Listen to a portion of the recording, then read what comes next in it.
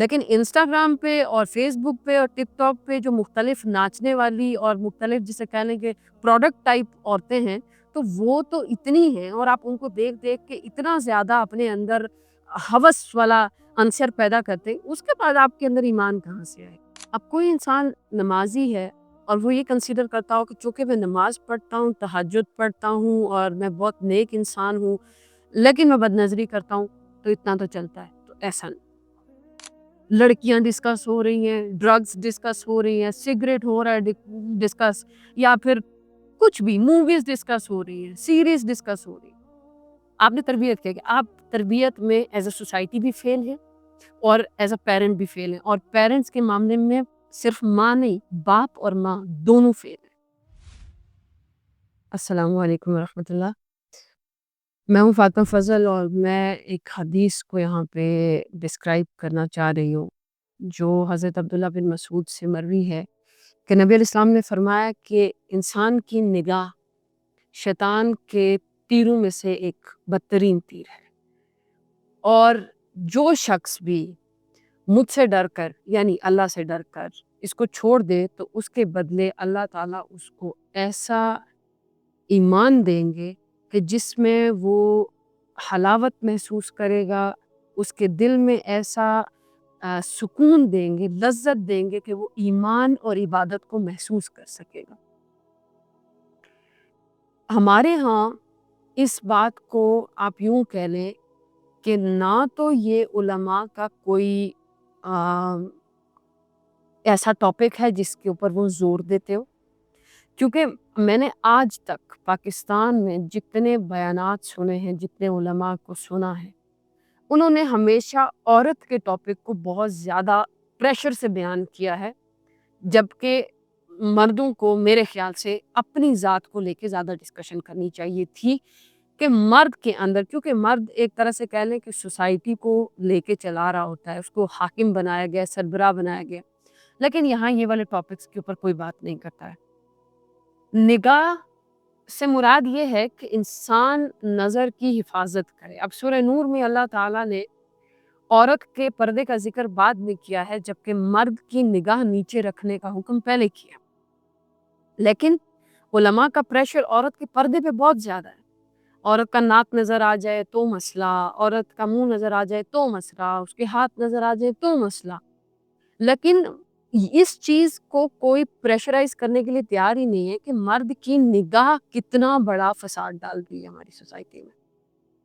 Society سے مراد یہ ہے ہم عورتوں کے لیے، مردوں کے لیے تو اس میں مردوں کے لیے تو یہ کوئی مسئلہ ہی نہیں ہے۔ ان کو لگتا ہے کہ، اور پھر علماء نے ایک گنجائش بھی چھوڑی ہوئی ہے کہ پہلی نظر تو بالکل معاف ہے، اور بھلے پھر مرد کہتے ہیں کہ ہم پہلی میں ہی پورا دیکھ لیتے ہیں، ضرورت ہی نہیں ہے دوسری کی، ہم پہلی ہٹائیں گے تو دوسری جائے گی نا۔ اب مردوں نے یہ کانسیپٹ بنا لیا ہے کہ عورت، اچھا اب یہاں میں کچھ چیزیں بڑی میجر ہائی لائٹ کرتی چلوں۔ یہ لوگ، سوسائٹی کے لوگ، ہمیشہ عورت کے پردے کو ٹارگٹ کرتے ہیں اور کہتے ہیں کہ عورت نے پردہ نہیں کیا اس لیے اس کے ساتھ زیادتی ہو گئی، اس لیے اس کے ساتھ زنا ہو گیا۔ آج کل سوشل میڈیا کا دور ہے، کوئی چیز ڈھکی چھپی نہیں ہے۔ 5-5 6-6 سال کی بچیوں کو باہر 20-20 25-25 سال کے 30-30 سال کے بھیڑیے جو ہے وہ ہراس کر رہے ہوتے ہیں، ٹھیک ہے؟ تو عورت کا پردہ میٹر ہی نہیں ہے۔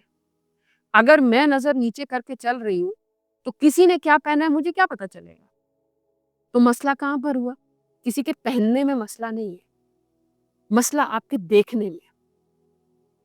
اب مرد مسجد میں 5 وقت کا نمازی ہوگا لیکن نظر کی حفاظت نہیں کرے گا، قاری ہوگا، مولوی ہوگا، عالم ہوگا، کچھ بھی ہوگا، لیکن نظر کی حفاظت نہیں کرے گا۔ اور نظر کی حفاظت اس طریقے سے نہیں کرتے کہ عبایا میں، برقعے میں بھی عورت اگر گزر رہی ہو، کیونکہ میں بھی اسی معاشرے کا حصہ ہوں، میں باہر بھی نکلتی ہوں، مجھے پتا ہے، تو ایسی کنڈیشن میں عورت کو کھڑا کر کے رکھ دیتے ہیں کہ عورت کو ایسا لگتا ہے جیسے میں اس زمین کا حصہ ہی نہیں ہوں۔ سفوکیشن، مطلب پاکستانی سوسائٹی میں عورت کے لیے گھر سے باہر سفوکیٹنگ ماحول ہے، دم گھٹتا ہے انسان کا جب انسان کہیں سے گزر رہا ہوتا ہے اور 10 لوگ آپ کو پوری نظر رکھ کے دیکھ رہے ہوتے ہیں۔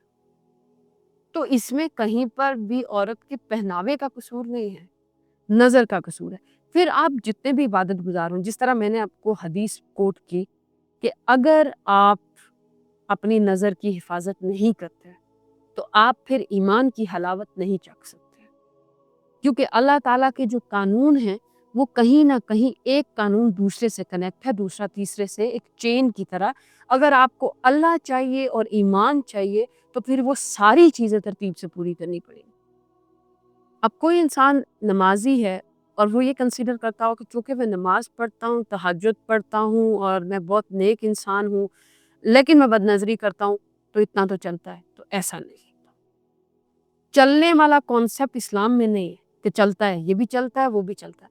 اور دوسری بات یہاں پر یہ آ جاتی ہے کہ جو گناہ آپ کی ذاتیات سے جڑے ہوئے ہیں، یعنی جو آپ کی اپنے تنہائی کے گناہ ہیں، جو آپ نے نماز چھوڑ دی، جو آپ نے روزہ چھوڑ دیا، یہ آپ کی ذات تک اور اللہ تک محدود ہے۔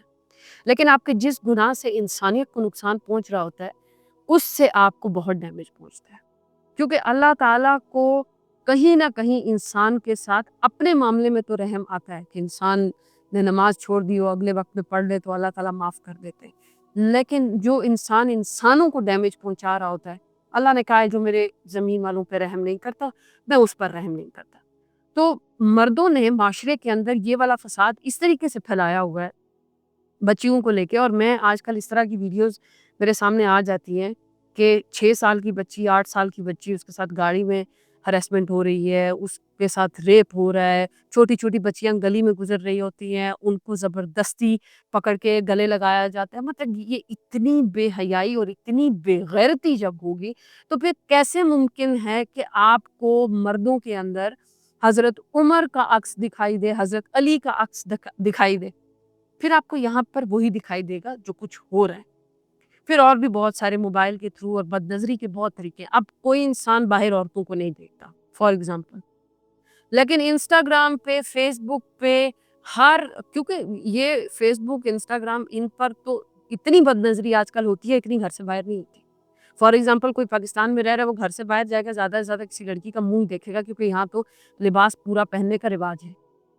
لیکن انسٹاگرام پہ اور فیس بک پہ اور ٹک ٹاک پہ جو مختلف ناچنے والی اور مختلف جسے کہنے کے پروڈکٹ ٹائپ عورتیں ہیں، تو وہ تو اتنی ہیں، اور آپ ان کو دیکھ دیکھ کے اتنا زیادہ اپنے اندر ہوس والا عنصر پیدا کرتے ہیں، اس کے بعد آپ کے اندر ایمان کہاں سے آئے، ایمان کی حلاوت کہاں سے آئے، آپ کو یہ لذت محسوس بھی کیسے ہو کہ آپ کے اندر کہیں اللہ رہتا ہے، اور اللہ آپ کے گندے دل اور دماغ کے اندر کیوں رہے گا؟ تو اگر انسان کو، مردوں کو اسپیشلی، اس چیز کی بد نظری کی اجازت عورتوں کو بھی نہیں ہے، ان سینس کہ ایک عورت بھی کسی عورت کو برہنہ نہیں دیکھ سکتی، ایک عورت بھی بد نظری نہیں کر سکتی ہے، لیکن عورت کے اندر ایک چیز ہے کہ عورت اگر کسی مرد کو دیکھ لے تو عورت کے اندر شہوانی خیالات پیدا نہیں ہوتے، ریئر، کوئی لاکھوں میں کروڑوں میں کوئی ایسی ہو جو نیتاً یہ کام کرنے کے لیے کر رہی ہو، ورنہ عورت کی نظر اگر مرد پہ پڑ بھی جائے تو کچھ بھی نہیں ہوتا ہے، کیونکہ ہم علماء کو سنتے ہیں تو ہم علماء کو دیکھتے بھی ہیں، ہمیں کوئی فرق نہیں پڑتا، لیکن مرد جب عورت کو دیکھتے ہیں تو فرق پڑتا ہے ان کو۔ تو آپ اپنی نظر کی حفاظت کتنی کر رہے ہیں، کتنا اپنے ایمان کو بچا رہے ہیں، اور جب تک آپ اپنے ایمان کو بچائیں گے نہیں، آپ کسی صورت بھی مومن کہلانے کے لائق نہیں۔ کیوں؟ کیونکہ آپ ایمان کو چکھ ہی نہیں سکتے۔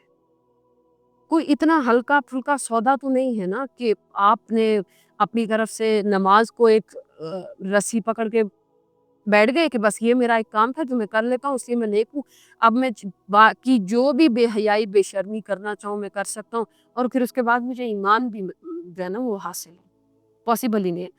اب اس کی ریزن کیا ہے؟ اس کی سب سے پہلی ریزن یہ ہے، اس کی سب سے پہلی ریزن پیرنٹنگ میں شروع ہوتی ہے۔ لڑکا پیدا ہوتا ہے، ہمارے ہاں لڑکیوں سے زیادہ لڑکے کو پیمپر کیا جاتا ہے۔ کس طرح پیمپر کیا جاتا ہے؟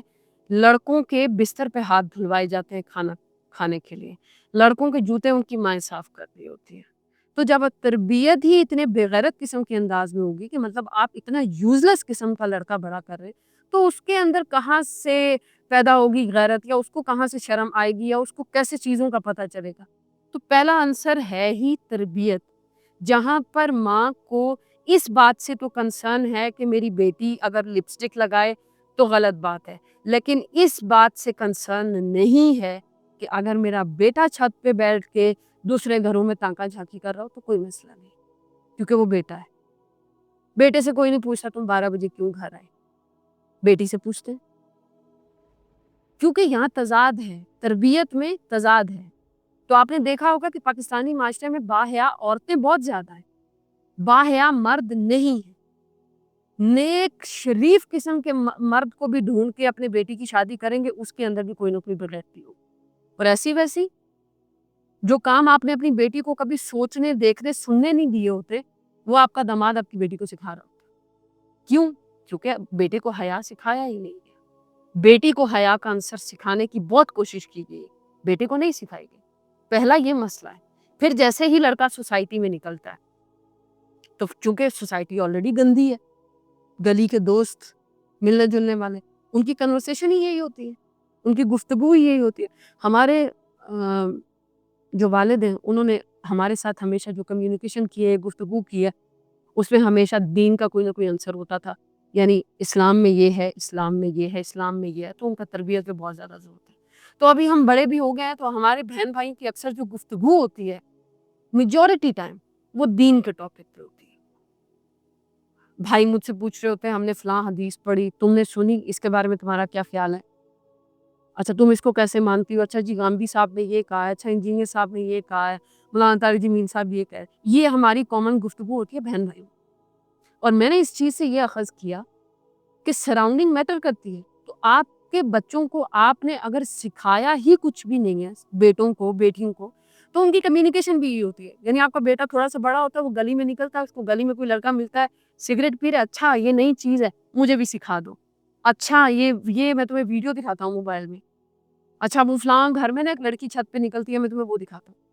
سو these are the topics, because آپ کے بچے کے دماغ میں کوئی پراپر برین اسٹارمنگ ہوئی ہی نہیں ہے، اس نے کچھ سیکھا ہی نہیں ہے۔ اب وہ ایک بلینک انسان نکل کے باہر نکل گیا، اب معاشرہ اس کو سکھائے گا۔ معاشرے میں تو آلریڈی گند ہے۔ ایز اے پیرنٹ آپ تربیت پہ فیل ہو گئے، ایز اے سوسائٹی ہم فیل ہو گئے کہ ہماری سوسائٹی میں بھی ایسا کچھ نہیں ہے جہاں پہ اچھی گفتگو کرنے والے لوگ ہوں، اچھے لوگوں کے بچے ہوں جن کے پاس سالڈ پراپر ٹاپکس ہوں۔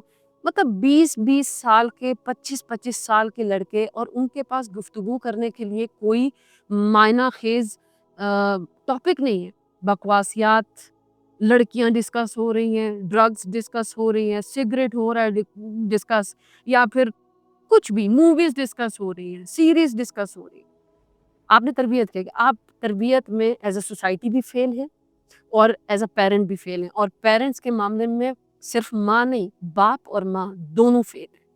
کیونکہ اگر میں اپنی زندگی کو سامنے رکھ کے میں آپ کو بتاؤں تو میری ساری کی ساری تربیت میرے باپ نے کی ہے، ایچ اینڈ ایوری تھنگ۔ تو ایسا نہیں ہے کہ تربیت صرف ماں کے ذمہ ہے اور ماں کا کام ہے۔ تو آپ جس بچے کے اوپر اپنی ولدیت کا ٹھپا لگاتے ہیں کہ میرا بچہ ہے، تو اس کو ثابت بھی کریں نا، تھوڑی محنت کر کے سکھائیں اپنی حرکتوں سے۔